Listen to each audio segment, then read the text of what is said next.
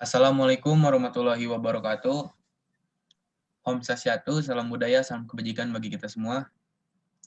Perkenalkan, kami dari Humas 1 ingin presentasi hasil kerja kami. Kami di sini mengangkat produk, yaitu produk fresh care. Nah, kelompok kami beranggotakan Bunga, lalu ada Ahmad Rifaldi, terus ada saya sendiri Rian Hidayat, lalu ada Susan, ada Ali Abdullah, ada Isti, dan terakhir ada Andika Dwi Rahmatullah.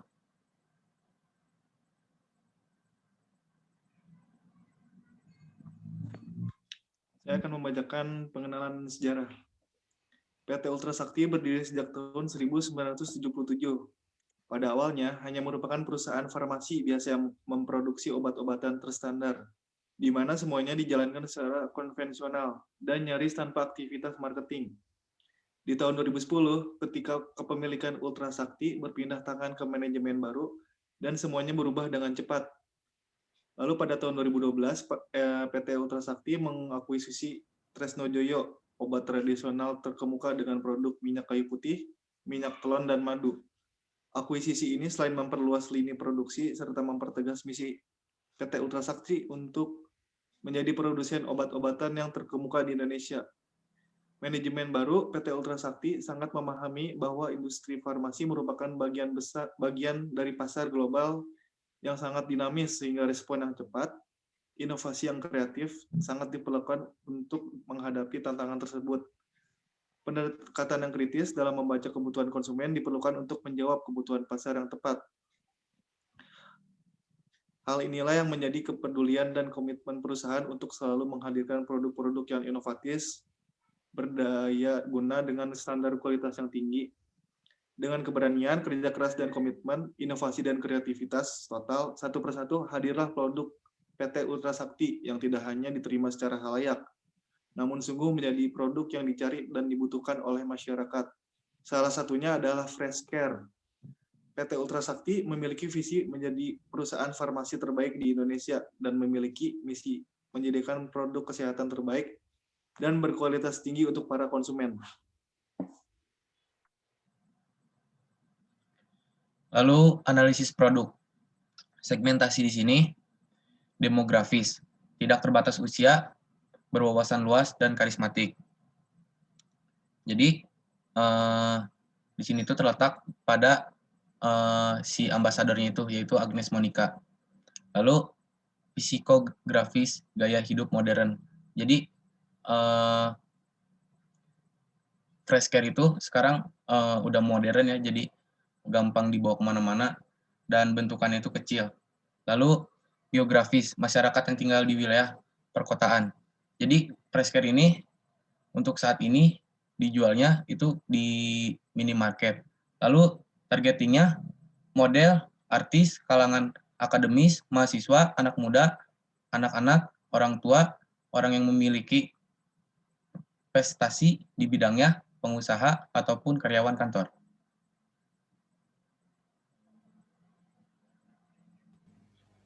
Targeting.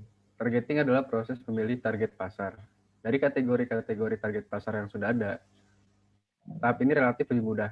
Karena dari data yang sudah ditemukan, tentang pembagian pasar yang ada dalam tahap segmentasi, kemudian diikuti besaran nilai pasar tersebut. Ada yang menyebut sebagian besar kue pasar. Dalam mata uang rupiah misalkan. Selanjutnya tinggal dilakukan pemilihan saja. Selanjutnya, positioning. Positioning adalah pertempuran untuk merebut sebuah coupling di benak konsumen. Positioning ini penting dilakukan karena bisnis bisa tidak jalan ketika perusahaan kita dan perusahaan kompetitor membagi-bagi pasar ke dalam segmen-segmen yang sama. Positioning fresh care ini adalah produk yang simpel dan praktis, di mana konsumennya adalah orang yang menyukai minyak angin aromaterapi, bukan karena aromanya, tetapi manfaatnya. Setelah dianalisa strategi ini, berhasil di mana PT Ultra Sakti untuk produk fresh care ini telah berhasil menanamkan produk di benak konsumennya. Selanjutnya di positioning ini ada tulisan fresh care ditandai sebagai brand, tulisan minyak angin aromaterapi ditandai sebagai kategori produk, Tulisan hangatnya selalu bikin fresh, itu ditandai sebagai manfaat atau pemecahan masalah. Terus di dalam positioning juga ada gambar produk ditandai sebagai penampilan produk. Yang terakhir ada gambar Agnes Monica sebagai brand ambassador dari produk Freshcare ini ditandai sebagai brand image.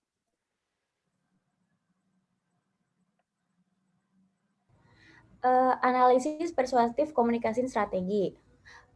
Ini adalah merupakan suatu teknik komunikasi yang dilakukan agar orang lain bersedia menerima suatu paham atau keyakinan melakukan suatu perbuatan atau kegiatan yang disampaikan oleh komunikator.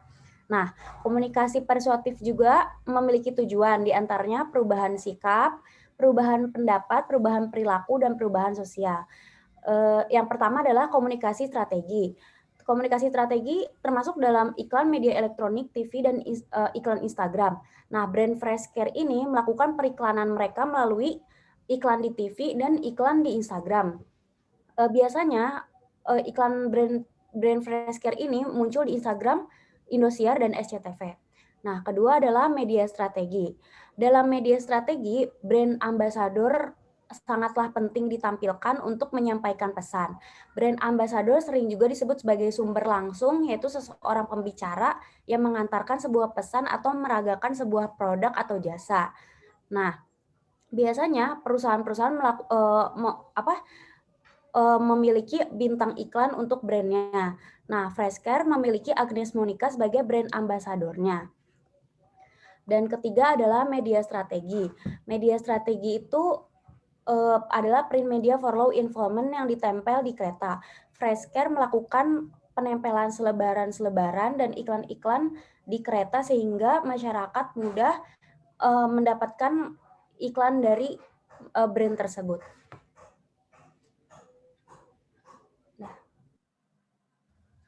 Lalu ada konsumen, identitas konsumen. Keterlibatan konsumen terhadap beberapa program Freshcare sangat antusias. Dengan ide minyak angin biasa, Freshcare berupaya meningkatkan modernitas pada produknya, salah satunya dengan cara menambahkan koin kerokan pada desain produk sehingga memiliki dua fungsi, yaitu menghangatkan dan meredakan pegal-pegal. Freshcare berupaya untuk meningkatkan produk kesehatan menjadi lebih praktis. Dari segi media sosial, Freshcare sangat aktif dan update di setiap kegiatan atau aktivitas. Freshcare selalu menunjukkan poster semenarik mungkin dan hadiah bagi siapapun yang mengikutinya. Lalu ada berbagai penilaian konsumen. Yang pertama, reviewer dari e-commerce Shopee, seperti yang telah ada di makalah kelompok kita. Yang pertama, reviewernya selain murah, wanginya pun enak. Jadi ada beberapa varian wangi yang berbeda dari minyak angin lainnya. Next.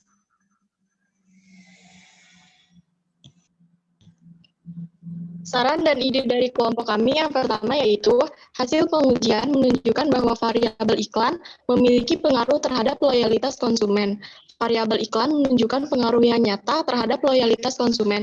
Oleh karena itu, minyak angin aromaterapi Freshcare perlu lebih meningkatkan iklannya agar lebih menarik dan dapat bersaing dengan merek-merek yang lain agar tidak kehilangan konsumen. Untuk mempertahankan agar konsumen tetap loyal, minyak angin aromaterapi Freshcare perlu lebih mempertahankan sekaligus meningkatkan iklan baik secara langsung lewat berbagai media maupun tidak langsung melalui event-event yang diadakan oleh minyak angin aromaterapi Freshcare. Yang kedua, hasil pengujian menunjukkan bahwa variabel kepuasan konsumen memiliki pengaruh terhadap loyalitas konsumen. Dengan demikian, minyak angin aromaterapi Freshcare harus selalu meningkatkan mengenai produk baik dari segi kualitas. Upaya yang sebaiknya dilakukan oleh minyak angin aromaterapi Freshcare untuk meningkatkan kualitas adalah menambah varian aroma yang lebih bervariasi atau dengan kemasan yang lebih unik dan lain-lain agar konsumen tidak cepat bosan dan berpindah pada merek lain. Ide dari kelompok kami yaitu, kelompok kami memiliki ide bahwa tidak semua orang bisa menghirup aroma Freshcare yang cukup menyengat. Ide dari kami, alangkah baiknya Freshcare meluncurkan produk yang lebih tidak menyengat dan tidak memiliki bau yang tajam, dan lebih memiliki varian rasa yang beragam dari sebelumnya. Selebihnya, Freshcare sudah memiliki branding produk yang ideal. Terima kasih.